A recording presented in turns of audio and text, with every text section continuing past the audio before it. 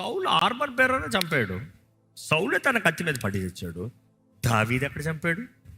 కొన్నిసార్లు మనుషులండు నువ్వు చేయని నేరానికి నీ బలహీన పరిస్థితుల్లో, నీ సొంత పోరాటాల్లో, నీ సొంత వీక్నెసెస్లో వారు నీ మీద కుట్రంత వేస్తారు.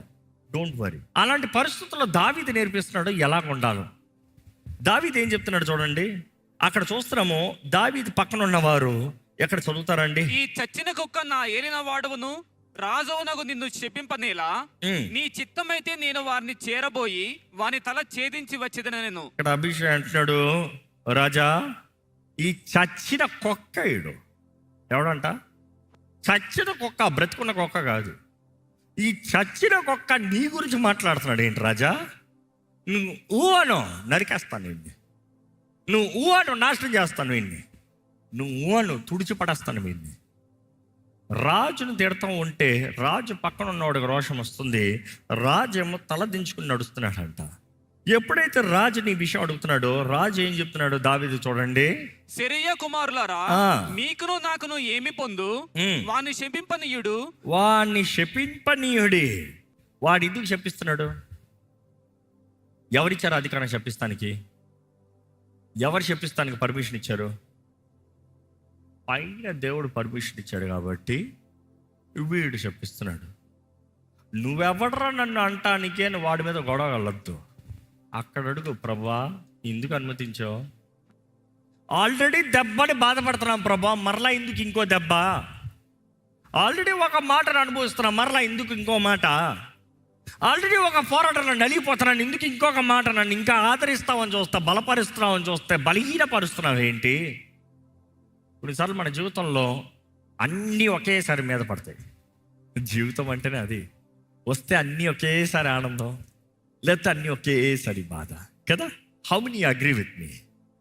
దేవుని వాక్యం తెలియజేయబడుతుంది, seasons of joy, seasons of sorrow. ఎందుకంటే జాయ్ టైంలో దేవుడు అంటాడు, సరే ఆనందించండి, నెక్స్ట్ సీజన్ వస్తుంది, ఇస్తాను, అన్ని కలిపి పెడతా. ఎందుకంటే అందులో ఈ బిడ్డను బలపరుస్తాను, మరలా ఆనంద పరిస్థితుల్లో కొంచెం ఎగురుకోండి. ఎందుకంటే నెక్స్ట్ సీజన్ మరలా వస్తుంది, మరలా దింపుతా. అందుకని దేవుడు ఆయనే హెచ్చిస్తాడు, ఆయనే దింపుతాడు. ఈ మాట గమనిస్తానండి. ఈయన అంటున్నాడు, ప్రభు అనుమతిస్తున్నాయి కానీ. చదువుతామా ఆ మాట? దావీదును శపింపమని యెహోవా వానికి సెలవీయగా నీవు ఇలాగ ఎందుకు చేయుచున్నావని ఆక్షేపణ చేయగల వాడెవడని చెప్పి అభిషేక్తోనూ తన సేవకులందరితోనూ పలికినదేమనగా, నా కడుపున పుట్టిన నా కుమారుడే, నా కడుపున పుట్టిన నా కుమారుడే నా ప్రాణము తీయ చూచుచుండగా, మా ఓడే మనోడే నన్ను చంపుతామని చూస్తే ఈ బయట లెక్క. ఈరోజు చాలా మంది పాపం ఇంట్లో ఉన్న ప్రాబ్లమ్ సెటిల్ చేయరు, ఊర్లో ప్రాబ్లమ్ సెటిల్ చేద్దాం అనుకుంటారు. కొంతమంది పాపం ఆగదు సంతోషం, ఇంట్లో ఉన్న గొడవలు చాలా అంట, ఊర్లో గొడవలు కావాలంట. చాలామంది ఇంట్లో సమాధానం పడరు, ఊర్లంతా సమాధానాన్ని కోరుతారు, లేకపోతే ఊర్లంతా జస్టిఫికేషన్ కోరుతారు.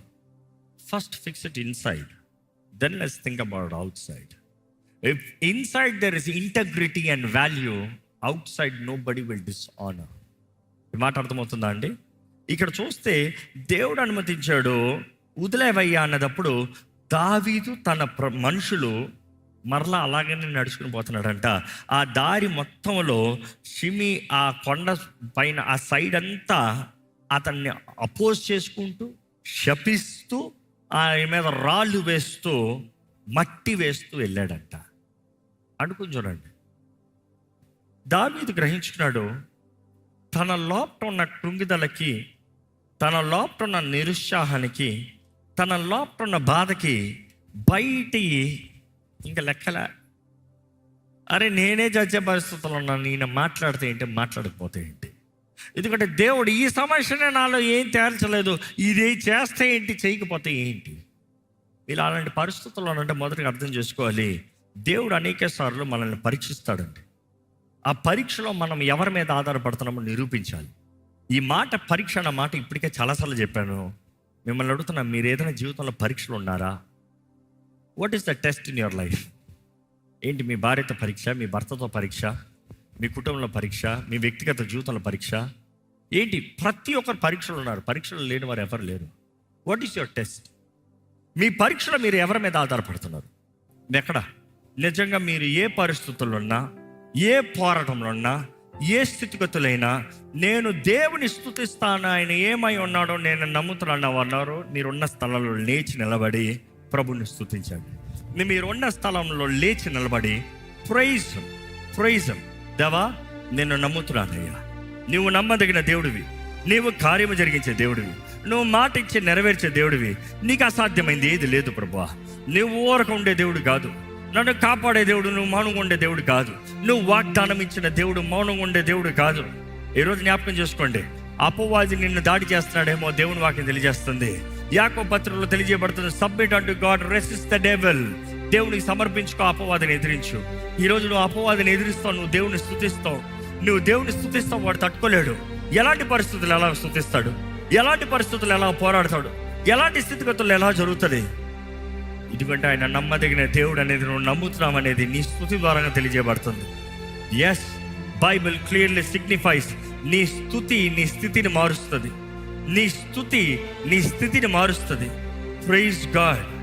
దేవుని స్తుతించు, దేవుని మహిమపరచు, దేవుని గణపరచు.